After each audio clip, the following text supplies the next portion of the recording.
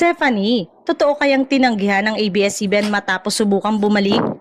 Usap-usapan ngayon sa social media ang balitang sinubukan umanong bumalik ni Stephanie Di Maranan na tinaguri ang This Generation's Pop Princess sa ABS-CBN, ngunit ayon sa mga ulat, hindi na ito tinanggap ng Kapamilya Network matapos niyang iwanan ito noong kasagsagan ng franchise denial.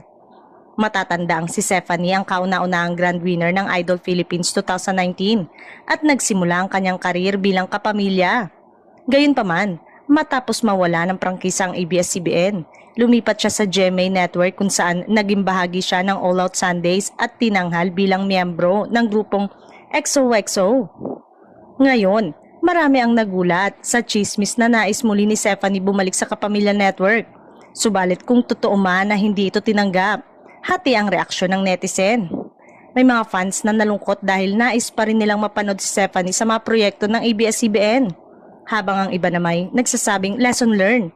Eto at dapat ay pinahalagaan niya noon ang tiwalang ibinigay ng kapamilya sa kanya. Samantala, nananatiling tahimik ang kampo ni Stephanie tungkol sa issue.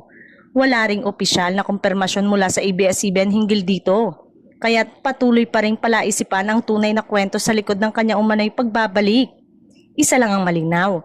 Anumang landas ng tahaki ni Stephanie, nananatili siyang isa sa mga pinakamagaling at pinaka-promising na young artist ng kanyang henerasyon.